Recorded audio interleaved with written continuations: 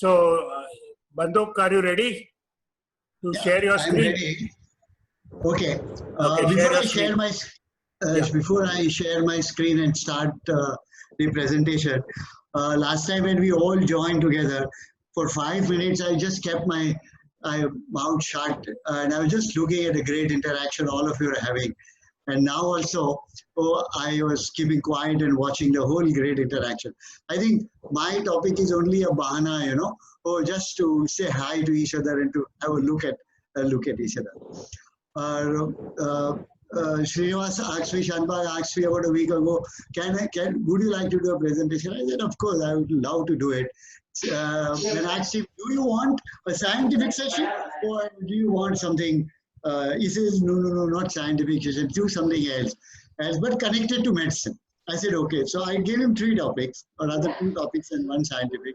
And I said, I can talk about lifestyle diseases, today's perspective. Or the second, I can talk about impact of technology on the changing profile of all of us. And the third, I thought very hesitantly that I would like to briefly talk of my tryst with diabetes over a period of time.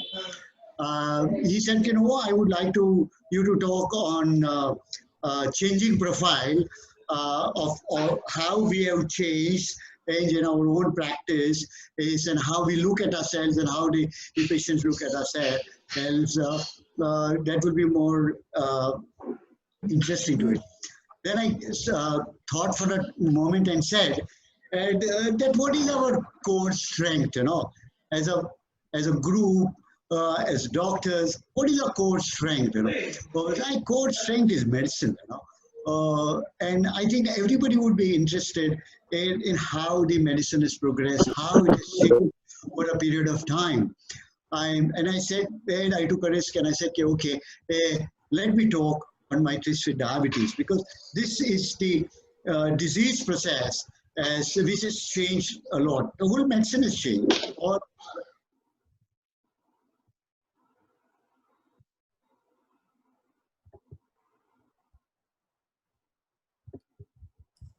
Banduk, you have muted yourself.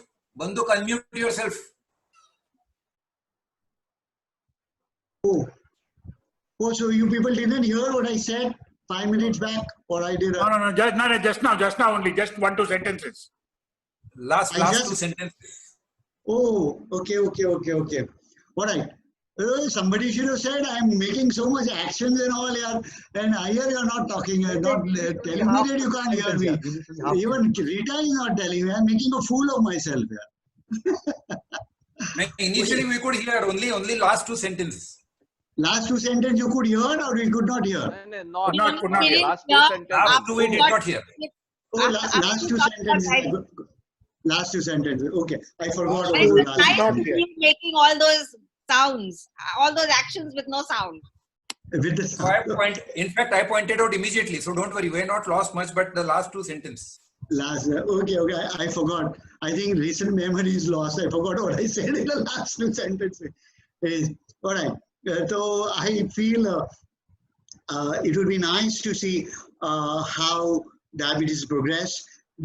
All specialties, how we practice medicine is also going to change further. But I thought, since intimately involved with diabetes, I said, I will take a call and talk to you of how the whole pathophysiology, the treatment, and the whole spectrum of how it has changed. Let me start sharing the screen and share my Srinivas, you have disabled participate. Okay. Am I sharing the screen now? Srinivas? Yeah, 1 sec. Let me just see. Won't see. Now share it now. Okay. All right.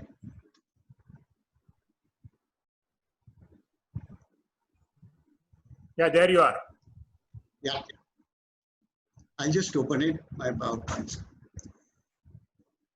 Okay, I will go here, knock it out, and come to the slide show. Okay. Fine. All right. So, uh, what is the theme of today's session? Maybe give me 30 minutes, 35 minutes. I will just take you through the whole spectrum of diabetes. What has happened from 1980 to 2020 in nearly probably a 40 years journey there. When I think in the 1980s up till 2020 and look at the other specialities, I think the maximum change in understanding of the disease process has basically happened in the field of diabetes. Not in cardiology, not in neurology, not in nephrology. Basic understanding of the disease is the pathophysiology of the disease basically remains same in all specialties except in diabetes. Technologically, other specialties are far ahead. Technologically, in diabetes, we are still in the primitive era, but understanding of the disease process has changed dramatically. If you look at cardiovascular, it is still endothelial dysfunction. If you look at neurology, it is still a neuronal cell and signaling a problem. If you in nephrology, it is again a glomerulus problem. So understanding of the pathophysiology of other system disease has not changed, but in diabetes has changed. Let's see how this has progressed, how this has changed over a period of time. Okay.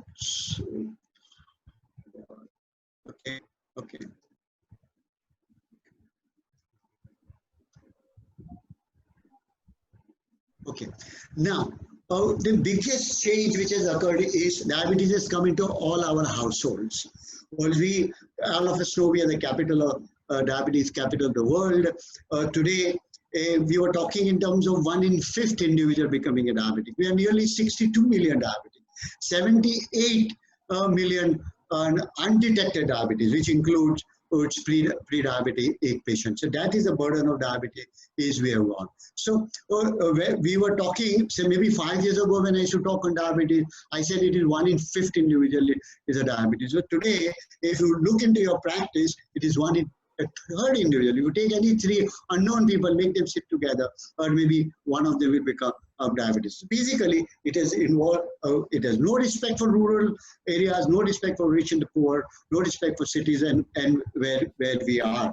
And so, in fact, it has basically come into our houses. These are the little statistics of showing that initially China, because of its large population, was highest us, but today we have even beat the China, though our population is less than China. The number of people having diabetes is higher than that. That is the low what we are having. The death because of the diabetes and cardiovascular disease which is an integral part of diabetes is huge. Corona is nothing compared to there. Now, what is the bitter truth as far as diabetes is concerned when you're talking about 2020? Till 90, when myself, Dowda and all, we were basically trying to practice, establish ourselves as physicians. We used to label themselves as a cardiologist. Though I had a little endocrine trainee with Chandalia and the group, who I also used to label myself as a cardiology because Ambadekar was my registrar. I was his houseman. I thought that I did enough hold. That was the hold on cardiology. But after 1990, so at that period of time, in the first 10 years, if I labeled myself as a diabetologist, I would have gone hungry, So that's why I took this opportunity and said, okay, let me be a clinical cardiologist. But after 90, we started seeing more and more patients of diabetes. The growth between 1990 and another 20 years was nearly 128%, means more than double the patient became diabetes in 20 years. The incidence of diabetes went up. We'll see why and how, maybe in discussion, if not in the presentation. 109% in women and 126% in men. So there are more men diabetic than women. Women are stronger than men. The corona is proving that again and again. And your women have less corona, we have more, or they are more stronger than us. So there was an exponential growth of people with diabetes, and it took us by storm. We did not know how to deal with it because we were basically rooted in what we understood in terms of pathophysiology in the 80s. So the pathophysiology or understanding of the pathophysiology started changing from the 1990 even today to this day, and it is still changing. So first thing, let's look at which is very important to us, is change in the diagnostic criteria. That period of time in the 80s, we were saying 120 by 80. If you are 120 by 80, you are safe. Below 80, you are in hypoglycemia. Above 200, and you are diabetic, and you are in a hyperglycemic stage. And between 120 and 200 was that probably what we called as pre-diabetic scenario. Now let's see what are the changes in terms of diagnosis. What has happened these are the algorithms which are given to us. So that's why I'm talking this. These are all data-based values which are given to us. So between 1970 and 1997, we only talked of fasting plasma glucose if it was greater than 140 as diabetic. There was no concept of what is known as impaired fasting glucose. Only the fasting is high, post-meal and other is not high. Means the patient is not diabetic, patient is pre-diabetic, but is known as high. Between late 90s and early 2000, we started talking about what is known as IFG. So between 80s and 2000, no IFG. Between 2000 and 2003 and up till even now, we are talking in terms of what is the concept of pre-diabetes. When we talked in pre-diabetes, we are not divided into fasting glucose, impaired fasting glucose, or a post-meal glucose. We look into it, why it has become very, very important. If you talk today in terms of diagnosis of diabetes, what is the criteria for a person to talk in terms of diabetes and pre-diabetic? I will qualify pre-diabetic. When we talk in terms of diabetic, the fasting glucose, the fasting glucose has to be below 100. Some people still take it 110, but the American College of Clinical Endocrinology, which is a leading body, talks in terms of 100. American Diabetic Association talks of 110. But let's, for this discussion, and talk in terms of, because we are all doctors here, or the normal glucose fasting is below 100. Anything above 100 is what we consider as pre-diabetic. So if in the fasting is between 100 and 125, we call it what is known as pre-diabetes or IFG. We don't use the word pre-diabetes in medical parlance. We talk in terms of impaired fasting glucose. But to the patient, we say, oh, this is pre-diabetes. If you move between 126, 125 and above, the patient is diabetic. Even if your post-meal sugar is okay, within range, but if your fasting sugar is above 126, you could be classified as diabetic. So now let's move to 2 hours of OGTT. OGTT is oral glucose tolerance test. Our time, we used to do 5 samples and we used to call it OGTT. Now we do only 2 samples. After 2 hours, we do a fasting, taking blood sugar, and 2 hours after giving 75 grams of glucose. That is known as OGTT.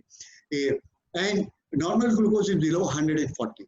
So when you give a glucose challenge, when you do an OGT, 75 grams of glucose, you could only diagnose a patient if his blood sugar is above below 140, then is normal. If he's between 140 and 200, again he's pre-diabetic in the sense that he's what is known as IGT, impaired glucose tolerance.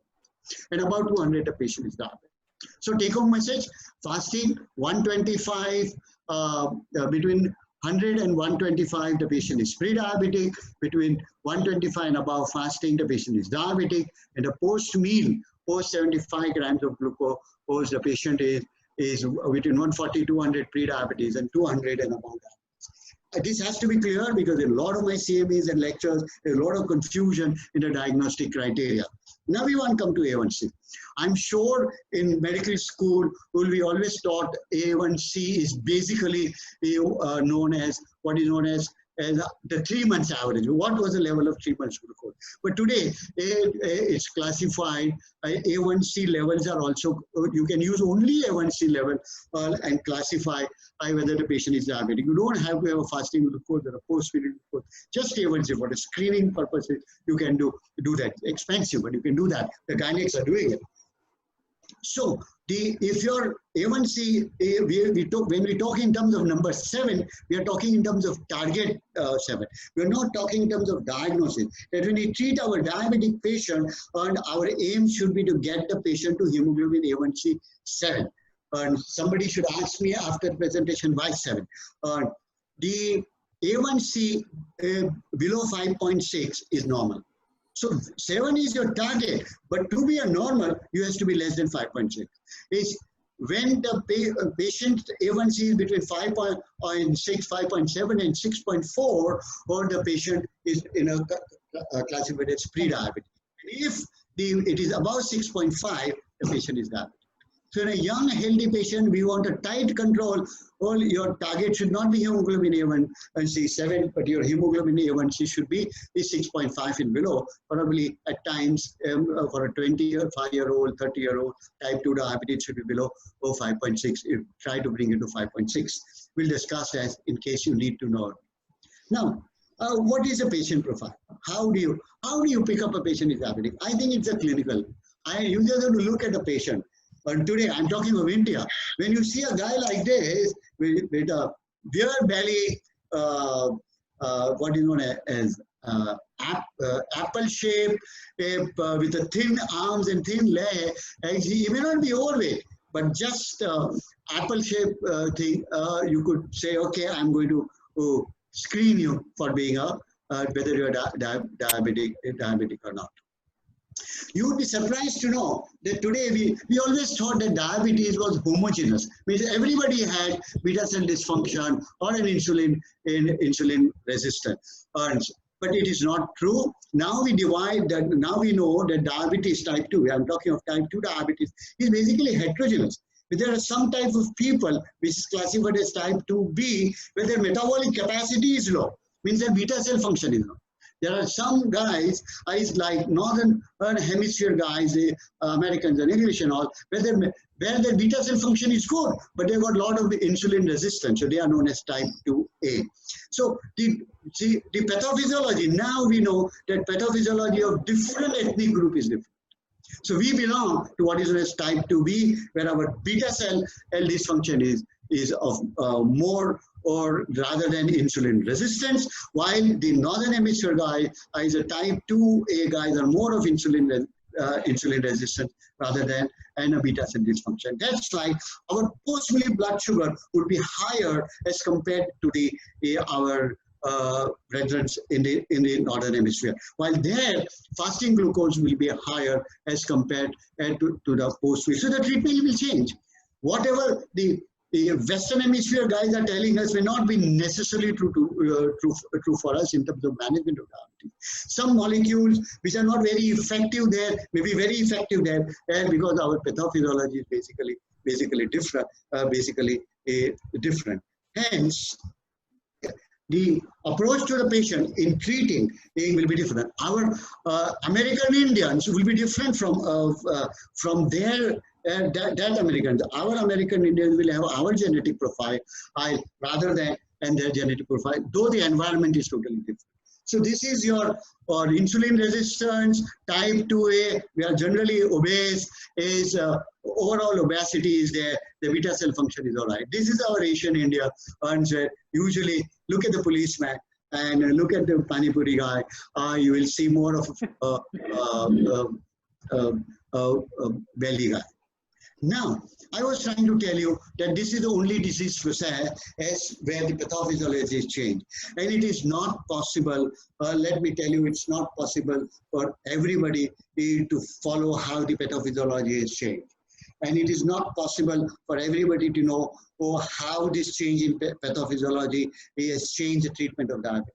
It is not possible for everybody to understand how to use various drugs which have come up newly, new, and how to use it in the best interest of the patient. We'll touch upon that as we move forward. But let's just look at pathophysiology. Then we will say what are the changes we can institute in management of diabetes. Natural history of diabetes, simple. Well, there is two things only: beta cell dysfunction and beta cell reduced production of insulin and insulin resistance. And on this particular chart, I would like you to look at this red line, which is insulin resistance. See what happens. From a normal stage to impaired glucose tolerance, it takes about nearly 10 to 12 years from a normal state to patient to go into an impaired glucose tolerance. There is a gradual rise in insulin resistance, and then it plateaus out.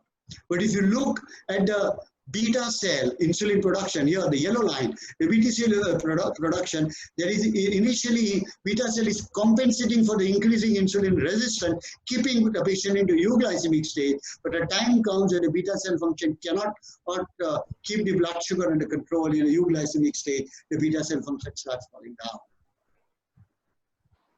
So this is the cracks in treatment profile of the patient. This is the understanding we should have. If you start using too many insulin resistance at a later stage, insulin drug which tackles insulin resistance and increasing the dosing of that, and you may get more complications and less effect.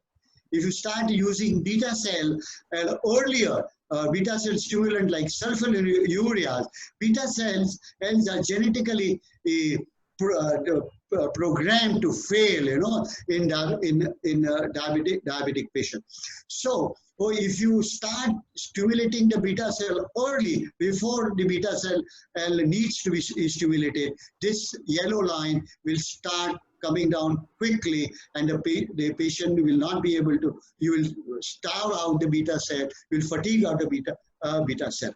So the whole approach changes when we understand this basic natural history of diabetes. So what we have been doing, we have been doing treating our patient on the understanding what we had in the 70s and in the 80s, probably even 2000. So the basic understanding why the patient has got diabetes, why the others don't have diabetes. The patient who has got diabetes has got three things. One, insulin resistance. Second is a beta cell dysfunction. And third is increased hepatic glucose production. This is the pathophysiology. So that period of time in the 80s, what happened? We did not have any drug. We did not have any drug to take care of increased hepatic glucose production. So what we were doing, we were stimulating the beta cell. When the patient become diabetic or patient in the pre-diabetic stage or whatever stage we got them, and we started stimulating the beta cell to get the glucose under control. True insulin resistant molecules were not available. Metformin was there, but it was not a really true insulin sensitizer. It had more action on decreasing the hepatic glucose production. So we only had a molecule which can directly stimulate. We had some molecules, we had some element of insulin resistance as well as hepatic glucose production, that's a bicunide. So we were all basically glucose centric. We were taught, get the blood glucose down and everything will be all right. And patient would say, you started treatment with me and I have more problems because the patient has got hypoglycemia or the side effects of the molecule than I was when I was not taking drug, when my blood sugars were high. Maybe they were right. We were saying, no, you're making up stories and all, you don't want to take the medicine. But they were probably right. Because we were all glucose-centric and we were chasing blood sugar down, and in the process doing disservice. We were stimulating beta cell where we were not supposed to stimulate a beta cell, preserve the beta cell, and leading probably to increased incidence of hypo. We were basically glucocentric. And today also, large population of us, large number of people are still glucocentric. We are all chasing the glucose. We have to understand and that glucose control is important, but what is also important is to beta cell function and keeping the blood sugar under control for a longer period of time so that the complication does not arise. Today, as a diabetologist, we are not bothered about the blood sugar control. Anybody and everybody can get the sugar down with so many drugs. What we are we patient-centric? Are we trying to prevent complications of the end organ damage like kidneys, the heart, the brain, and the lower arterial blood vessels, the microvascular circulation? Or are we able to prevent it? If you're controlling the blood sugar, but not able to control the end organ damage, does not augur well for our patient. I want you to take home a message that when a patient becomes diabetic, is 50% of the beta cell, 80% of the function is lost, and 50% of the beta cell mass is lost. So by the time that 50% of the beta cell mass has to compensate for the 20%, and has to compensate for whatever 20%, and the function is less. It's a big task for the beta cell, and hence if you don't preserve the beta cell, well, it's going to lead to a faster fatigue of the beta cell, and then patient has to take insulin, and inability to control, a lot of variability in the blood sugar, leading to end organ and damage, because it's not only the blood sugar control, but we also need to prevent variability of the blood sugar. Your hemoglobin A1C may be 7, but if you look at two samples between a fasting and a post-meal, or a fasting and a pre-meal, pre-dinner, it's about 40 mg%, then the patient has got variability, glucose variability, which itself can lead to endothelial damage and gut damage. So this happened till 2007. Till 2007, we were all glucocentric because we said, what can we do? And the medication which we had was basically sulfonylureas, metformin, and some molecules like acarbose and some pioglitazone and all, which are basically insulin sensitive, which are all basically trying to get the glucose down. Then in 2007, a man came, Ralph DeFronzo, he's still alive, and he's my role model today. He's still alive. He said that all of you are wrong. All of you are wrong. He said that diabetes is not the disease of the pancreas.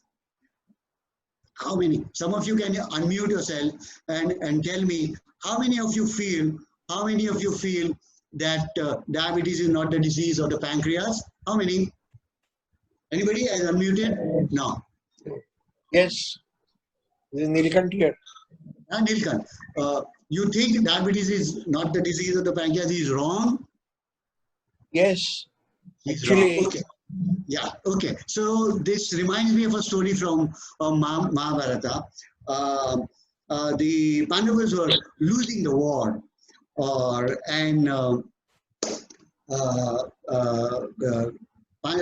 Arjuna is saying to Krishna that as long as Dronacharya is there, we cannot win the war, because he has taught us everything. He knows all our strengths and weaknesses. So we have to somehow neutralize Dronacharya. So Krishna says, okay, I will tell you. It's a very story, very common. All of us, but I still want to fit it here.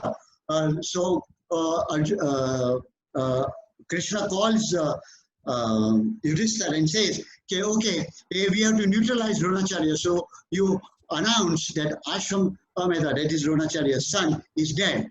Yudhishthira said, Yudhishthira, he was not dead.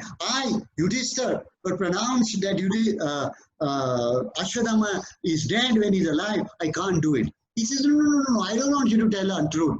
What I want to tell you, say very loudly, Ashwadama is dead.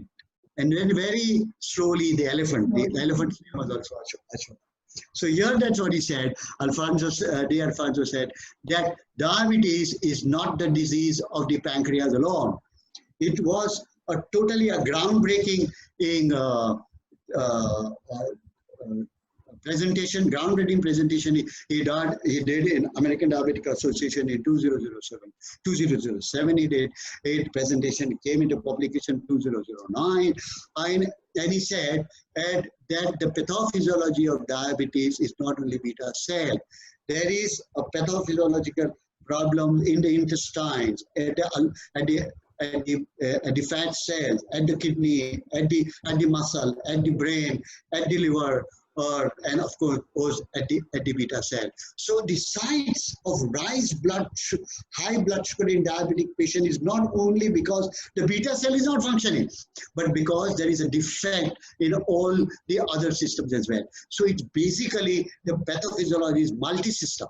Not unisystem. Up till now we are chasing the pancreas, but fortunately for us, we already, without understanding this pathophysiology, we already had drugs like pioglitazone, which used to act on the fats. Alpha glucoside is which act on the we used to act on the GI tract. We had this particular agents available, but we could not understand. We were all running at the insulin sensitivity and beta cell dysfunction. So here, now slowly we understood that we already have medicine which can act at various levels. So instead of running at the beta cell and fatiguing the beta cell, why not use medication so that it can take care of the other pathophysiological sites also. Now, I want you to remember that up till 2000 we had no data. Everybody, a group of experts used to sit together and say, okay, this drug is okay, that drug is okay, you should use here. But by 90s and especially after 2000, we started having enough RCTs studies, randomized clinical trial study is showed or without doubt that if you get the hemoglobin A1C7, that is your UKPDS study, then the microvascular complication comes down by 15 to 20%, 25 to 30%, macrovascular complication comes down to 15 to 20%. That's why the hemoglobin in A1C7. And because if you get the hemoglobin A1C7, according to the UKPDS study, which was a 20-year study, started 77, ended 97, and it said the hemoglobin 7. Then we had, after 2000, we had data. We were talking in terms of prevention of studies. Before 2000, no data. It was a toss of a coin. How do you prevent? You take Ayurveda, you take this, anything, you may be able to prevent anything. But by two, we had studies that you do this, you can able to prevent.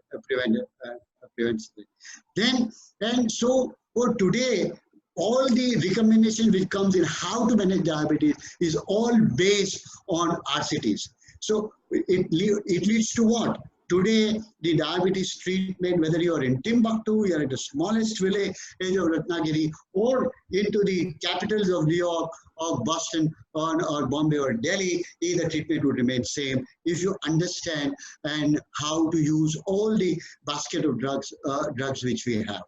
One big lesson we had, which is very relevant to us today, from UKPDS. UKPDS which gave us hemoglobin A1C7 in 2000. What they did is that in 97 they stopped it. In 2010 they again evaluated a patient when the study was stopped, and they found out that the patient who were tightly controlled in the UKPDS study, and even after 10 years when they were not tightly controlled, still the rate of complications was less than the placebo trial.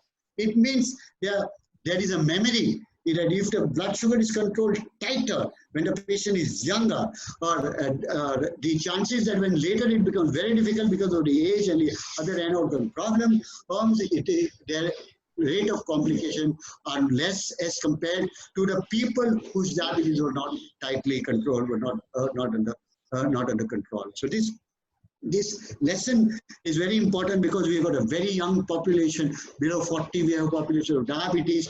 If you control them now, earlier, then the late complication, and in the later age when they cannot control it, the complication will be less. Now, how do you go for treatment?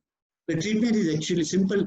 All very, very simple treatment is there. That treatment of diabetes is not medication. The treatment of diabetes is lifestyle changes. That is the, I got a lot of slides, but I think I'm going to just tell you, treatment is lifestyle change. The diet and exercise becomes an extremely important part of management of diet. It is a pillar. It is a diet, exercise, weight loss. These are the three pillars or not we can control all blood sugar. Diet is very simple.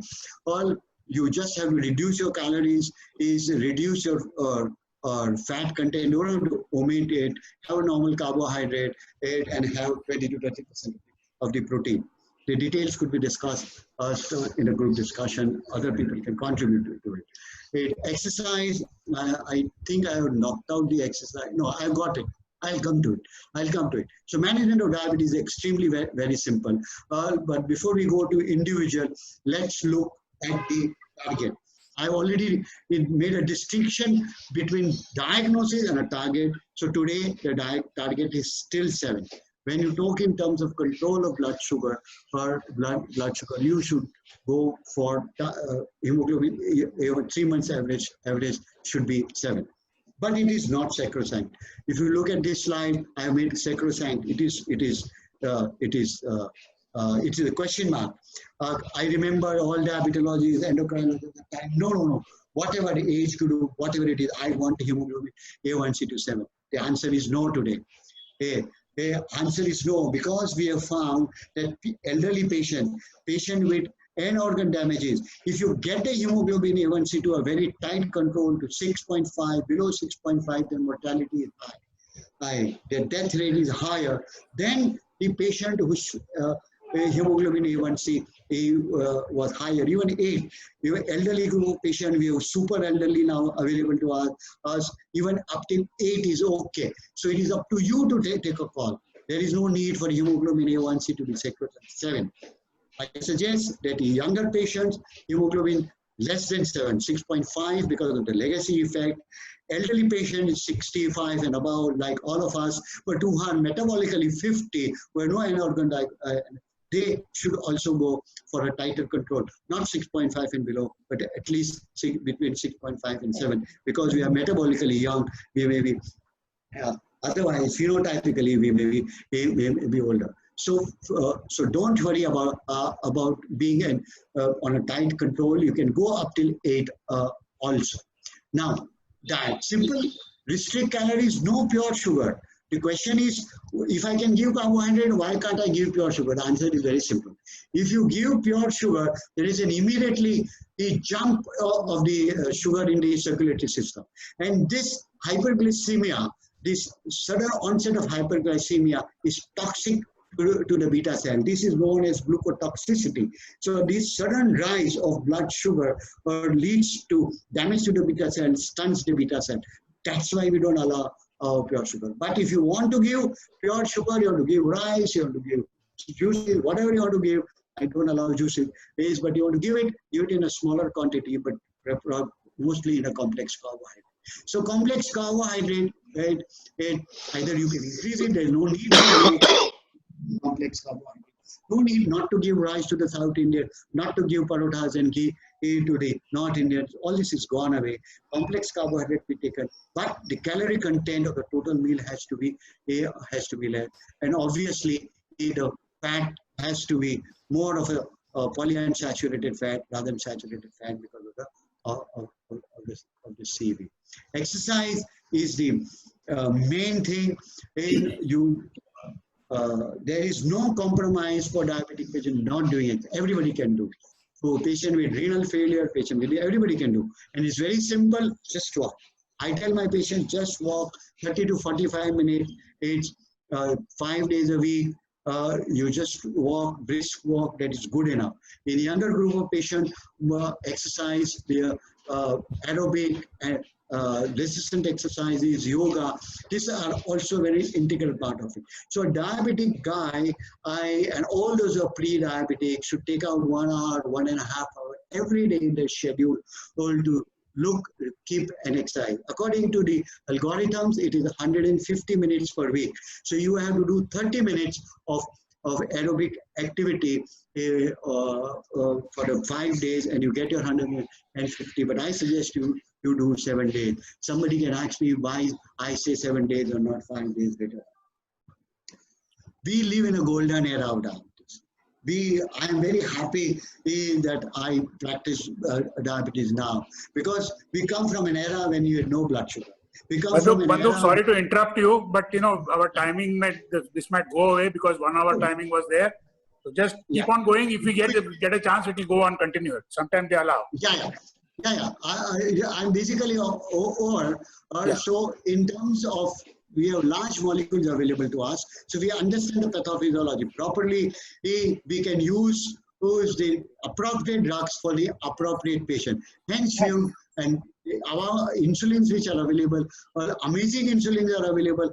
All the myths about insulin can be wiped out in terms of pain and efficacy. Insulin can be tailored. The types of insulin available could be tailored to the patient need. So these are a couple of slides. Last slide. So today, instead of being glucocentric, we need to become patient-centric. We should identify what our patient needs and then give it. We should not only use one drug to this full dosing schedule. We have more side effect profile than that, but you use multiple drugs, maybe in combination, to take care of the various pathological results. Because of the better understanding of the pathophysiological changes, we have changing guidelines available to us today, and this is the latest 202 guideline, which says for a cardiovascular patient, what molecule should the patient has cardiovascular disease, what is the best treatment, patient who are obese, what is the best treatment, patient who cannot afford the expensive drugs, what should be the treatment. The guidelines so clear that if you just spend a little time on that and you can understand the pharmacology and dynamics of the molecule, you can easily be patient-centric and treat the patient. This is the last slide, which shows the approach to individualization of the target. Your target should depend on the disease duration, on hypoglycemic risk, life expectancy, elderly patients, shorter the life, cancer, all those things. Don't run after the blood sugar or important comorbidities available to us, established vascular complication, patient preference, and resources and support system the patient has. Based on all this, you need to plan. So we have to be patient-centric. So lastly, what are the key turning points from 60s to 220? Hemoglobin A1C has become floating. It's no sacrosanct. Basal insulin is the one. There is a defect in the basal insulin, not only branded insulin. From beta cell stimulation to preservation, patient-centric approach. If you don't remember anything, just remember today you have to have a patient-centric approach and look at the safety profile of the patient. So now, what do we look forward? We look forward not only to treat diabetes. That's not the way to reduce the burden of diabetes, but to prevent the diabetes. And diabetes could be prevented. Ladies and gentlemen, I'm not saying, I would not say this 2005 and before, even 2010 before, but today I'm saying it, there is a data that you can prevent a normal guy, if you can pick up the high risk guys who have not gone into IGT, you can prevent them from going into pre-diabetic. The pre-diabetic could be prevented from going into a clinical disease. The patient who has got diabetes, you can prevent complications, and so that is known as secondary. If a patient already has a complication, you can prevent patient ultimately going into vascular surgeries or transplants or dialysis and all. That's where the power you have as a practicing diabetologist. So how do I end? I end by a thought, and I'm sure all of you must be thinking after this loaded presentation, is everything in diabetes? We have all the armamentarium managing diabetes and treating our patient. The answer is no. Let me end with Robert Frost poem poem. The woods are lovely, dark and deep. The woods are lovely, dark and deep. But I have promises to keep and miles to go before I sleep. I have promises to keep and miles to go before I sleep and miles to go before I sleep. So we've got a lot of miles to go before we'll never find a cure for diabetes, but to treat that. Thank you very much for listening. Thank you very much. Banduk, stop sharing your screen.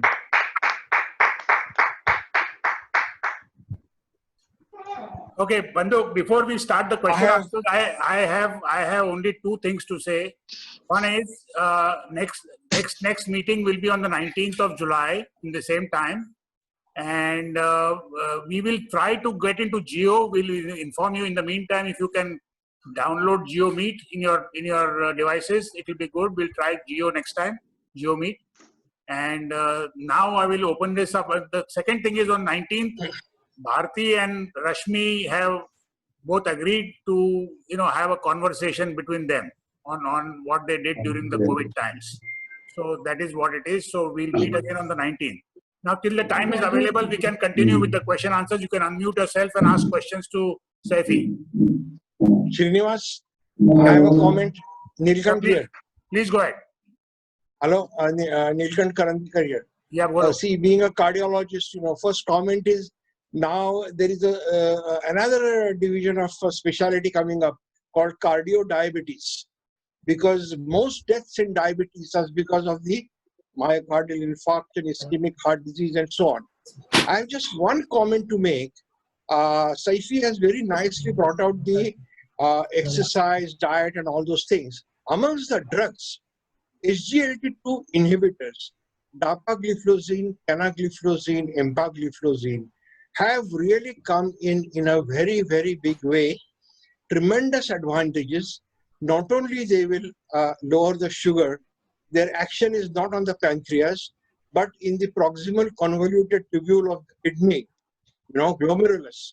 The glucose reabsorption is prevented, and the glucose is just thrown out. Whatever glucose you eat a gulab jam, and the glucose gets thrown out. And the only thing is that it is not just the glucosuric effect. It brings down blood pressure. It brings down, corrects heart failure. It brings down your body weight. And I have a lot of patients on these drugs. There are solid trials to support them. And I would suggest to all my classmates that if anybody has diabetes, ask your treating doctor, are you giving me a SGLT2 inhibitor? DAPA, this and all that. And these are tremendous drugs, and a lot of my patients have improved a lot. In fact, in a latest trial, it has been approved just for heart failure, even in non-diabetics. So its chances of causing hypoglycemia are very, very low. I don't want to go on any further, but these are really wonder drugs. And I have even given lectures on this group of drugs, and they are very good, and they should be included in the treatment of diabetes. Only for the women, there is a point of caution. Because of glucosuria, there can be increased urinary infection, and so more care has to be taken about genital hygiene and all that. But otherwise, they are very good drugs. Thank you. Yeah. Anybody else? What Nilkanta said is very true. You should go to a specialist and ask him how to use this SGLT2. What he said is very, very true. Our treatment is changed because all drugs are acting at a different suggested or no? Banduk. Yeah. I have a question, Banduk. Yeah, Harish. Harish, go ahead. What is the current concept about this sugar replacement things like Twins and Splenda, and the patients come and ask, and whether they are carcinogenic in long run, or what are the complications of using it for long time? Today morning only, I was taking a Public Health Foundation and class for the postgraduate diabetes, and we did the same question was asked, and I think it is very, very relevant. The answer, they asked me, what do you do? You know, this is how the youngster catches nowadays. Aap kya karte hai? You know, I tell my patient, I said, no use sweeteners. You know, try to get that used to get the sweet taste out of your mouth, and you will enjoy your life. The question is, why not sweeteners? Why not sweeteners? Because if you take a lot of sweetener, if you take sweetener, it changes the signals going from the stomach into the hypothalamus, and because the body doesn't feel the taste. The body feels that I'm not eating food, you know. So it sends signals to the brain. You're not giving me food, so the appetite increases. So that's why people who drink cola drinks and all, though aspartame and everything is there, it is one of the problem of obesity is there. Not because the calorie they are consuming more. They are consuming more because the body is feeling that I'm not getting enough calories. So that is the primary scientific reason why you should avoid take. The question, if the patient asks, can I take it? Answer is yes. The plant-based are better. The stevia, the sucralose, all those which are plant-based are better. But aspirin and all try to avoid. Best Indian low carb diet for diabetes. Sorry, come again. So Harish, does it answer your question? Yes, thanks a lot. If anybody has other question, otherwise I have one more question about Dr. Karandikar's comment. Speaker, you to unmute yourself. Banduk, I have a question. Vijay, go ahead. Vijay, I think Vijay wants to ask. Yeah, Vijay. Between SGLT2 inhibitors and GLP-1 inhibitors, in a patient with early CRF, what would you prefer? One comment for me. Yeah, the question Nilkan, was just for let Banduk. Saifi answer Okay, first. Banduk. Okay, question. I will rephrase the question, correct? He's asking a patient who is in early renal problem, early renal disease is, that's what you said, no? Between GLP-1 and SGLT2 inhibitors, correct? Yeah. Now, as Nilkan told us, Karandikar told us that SGLT2 acts on the renal tubules. When it will act on the proximal tubule, when the molecule can go through the glomerular filtration, it can go into the proximal tubule. If the glomerular filtration is impaired, as it happens in the kidney disease, is the molecule cannot go into the proximal tubule, so it cannot act. Like so, as far as hypoglycemia, hypoglycemic effect of the molecule is concerned, in early renal failures, I will, or any EGFR less than 60, I will be little resistant to use it. We could have a discussion, Nilkant and Alan, on that, but for the group here, anything with EGFR below 60, SGLT2 should not be used because it will not be efficacious because it doesn't go to the Number two, about GLP. Now, GLP analogs basically acts on the central, it suppresses the appetite, reduces the gastric emptying time, and hence it can be used. But the side effect profile of the GLP-1 will be nausea, vomiting. You have start using a small dose opposed to use GLP-1. Sweet test me. Anand, mute karunge. You are being heard. Sorry? No, I was just telling Anand to mute himself. Okay.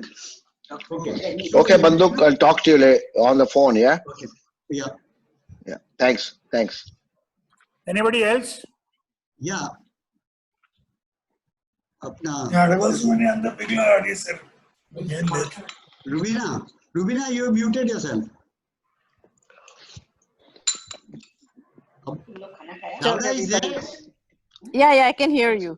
Yes, diabetes has really transformed, the care is transformed in the last several years from when I started practice, to now. and now it's enjoyable to treat diabetes. You know, before we only had sulfonylureas and insulin. So we've come a long ways. GLP-1s and SGLT2s, I think they are very important in treating, along with metformin. I think those three are the mainstays. You know, we use SGLT2s up to an EGFR of 30. Less than 30 we don't use. So we can use them up to 30. So some of the agents. And so it's very safe. You know, up to 30 you can use the SGLT2s. That combined with your GLP-1s and your metformin, you can get them down in, you know, and the weight comes down. That also complements the achievement of your hemoglobin A1C2. You can almost get them to 6.5. I've always shot for 6.5, except in the elderly, 7, 8 now is acceptable. But you can do it easily without hypoglycemia. When you have insulin, then you risk hypoglycemia. Or sulfonylureas, you risk hypoglycemia. But otherwise, I think we have very good drugs now. We can, only thing is lifestyle change is very important. Patient has to be motivated. And that is something every visit, you know, you have to reinforce lifestyle change, exercise, watch your diet, you know. And I think the diet has to be change for each and every person depending on what they are eating. I think if we just give them a written diet, okay, you're supposed to eat this, that does not work. Sit down with them, talk to them, tell them, okay, what do you eat? What do you have for breakfast? What do you have for lunch? What do you have for snack? And then give them modifications that they can use. So I think diabetes is it's challenging, but it is easy to control, at least for us over here. I don't know in India. I think India people are a little resistant. The patients are resistant to taking medications. If you give them, you know, 1 dose, they will half the dose. You know, I mean, they're not very compliant. But over here in US, you know, people are very compliant. If you explain to them well, you know, it is really a, you know, you can really treat it very well. Can I just Rubina and interject, Saifi Rubina? both- If you explain to any patient, whether in India or US, they will be compliant. We don't explain properly. That's the problem with us. Yeah, Go ahead, that Nilkant. is true. You know, but the Shreya, diet has to change, right? Yeah, They yeah, have to that's be right, that's willing right, to that's right. change the That's right. diet. You know, and Indian diet is very carb heavy. It's very carb heavy, and vegetarians tend to be more carb, you know, eat more carbs. But So if you explain, they do change, Rubina. I have seen that. Okay. Oh, very good. You have to Very explain. good. We don't have time to explain. That is the problem. We have such huge practices that we don't have Well, time to yeah, explain. that's the Okay, same thing we Nilkant, have in US. we can But you know, discuss, we send them to another day. Yes. yeah, Nilkant, we go can ahead. send them to nutritionists. I don't know. We have nutritionists. We send them to. I don't know if you all have nutritionists that you can send them to. You know, but anyway, that is my 2 cents worth. Sure. But a good presentation, Saifi. You did a good job. Sureka, come in. Sureka is muted. Sureka, you're muted. Hi, Banduk. Gavda here. Hey, hi. Hi. I have a Tell me. question. Bolo Naveen, go What ahead. is the role of I'm always worried when you give a injectable question, you know. especially Victoza and Unmuted now. exentenide?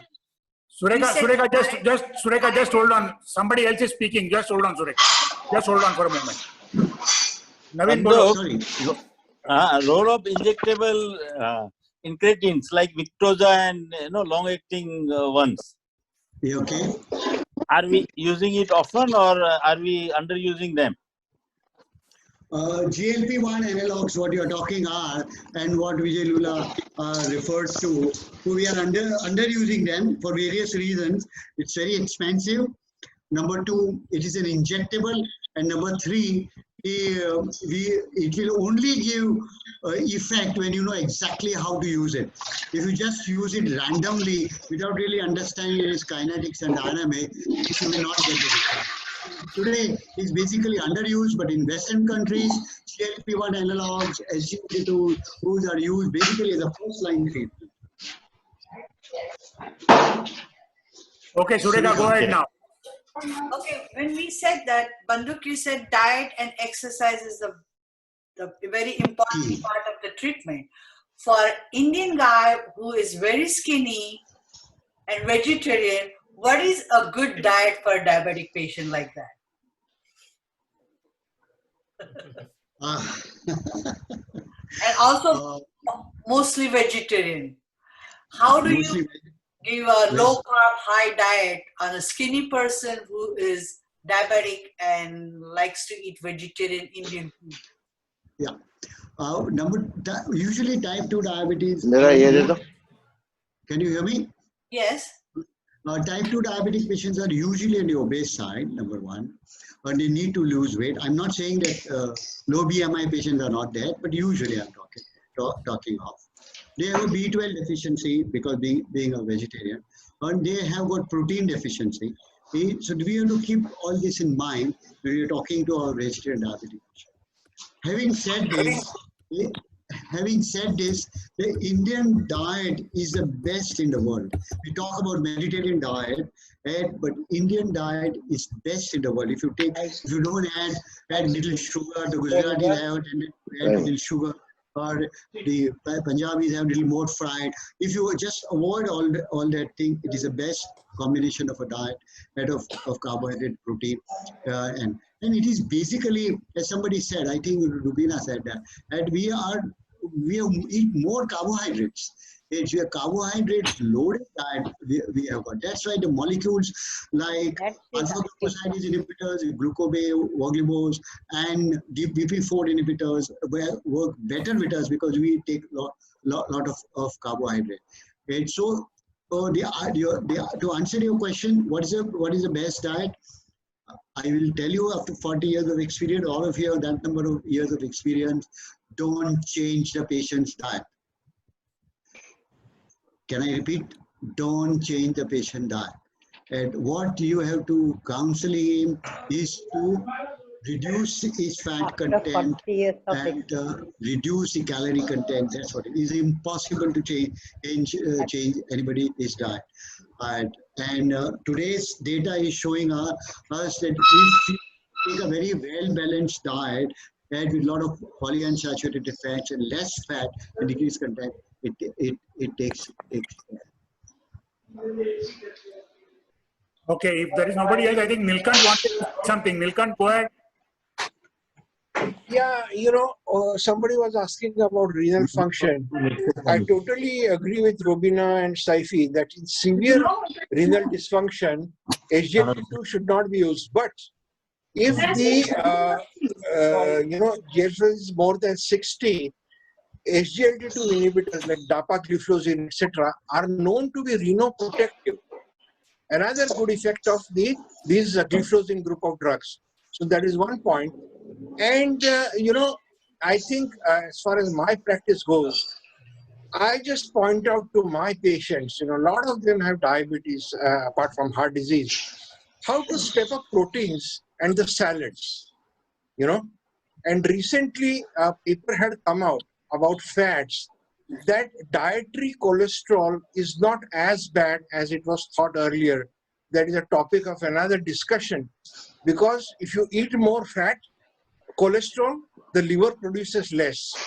If you eat less cholesterol, the liver produces more. Yeah. So the dietary cholesterol content is not considered to be as important as earlier. But very important, underline this fact that the blood cholesterol is important, very much important. And if the blood cholesterol is raised, there is a definite role of lipid-lowering drugs, as we do after angioplasty, even start these drugs before angioplasty.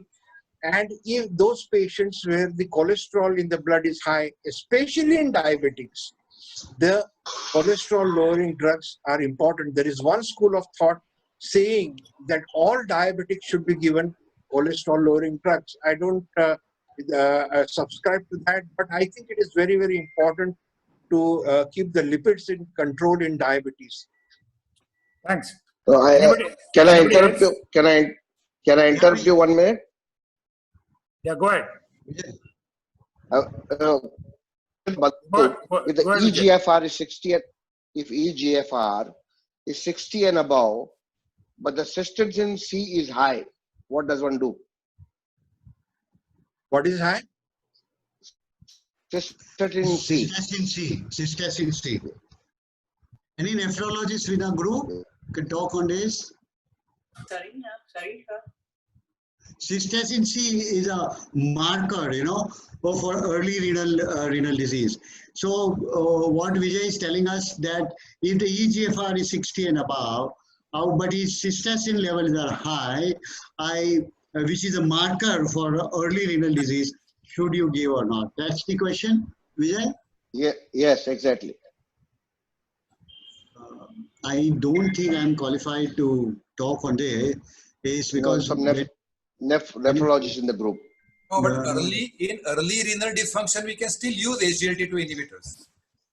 If your EGFR is still above 60, even if cystatin C is high, it still tells you that it's the early renal dysfunction, and you can still use SGLT2 inhibitor. Oh, okay. Yes, All they right, are in great. fact renal protective. Sorry, somebody said something? No, Nilkant was saying they are renoprotective. So in early renal dysfunction, continuing SGLT2 inhibitor is protective for kidney also. Yes, correct. I don't know. Ashok, you had to say something. Ashok, you were saying something? Ashok, Yeah, sir. somebody to open their mouth here about diabetes and SGLT for kidney failure. Sorry, come again. Actually, there are now trials in CKD. Here we have a nephrologist. Here we have. Why are we forgetting Rashmi? Bol, Rashmi. Rasika. Rasika, sorry. Rasika. Rasika. See, So there are many trials now in CKD where they are using SGLT2 inhibitors, and they have been found to be useful.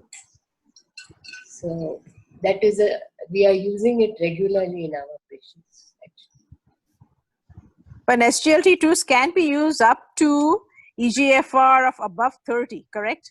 30. Some of them above 30. So 60 is still a white mark. So 60, you can definitely use it. So you have to just make sure that EGFR doesn't go below 30. So you can use it up to 30. Rubina. Even beyond 30, you should be able to use. There is no volume depletion. Rubina, Right. But Volume, it may yes. not be that effective. It may not be that effective. Rubina, about Yes, I 30, about 30 and 60 and 90. When the EGFR falls below 60, the hypoglycemic effect is not there. You may get a protective effect. So you can use SGLT2, but don't use it to get the blood sugar down. You have to use something else to get the blood sugar down. That's what is. But I have hardly seen any hypoglycemia in type 2 diabetes. The hypoglycemia is mostly in your type 1 or people who are taking insulin.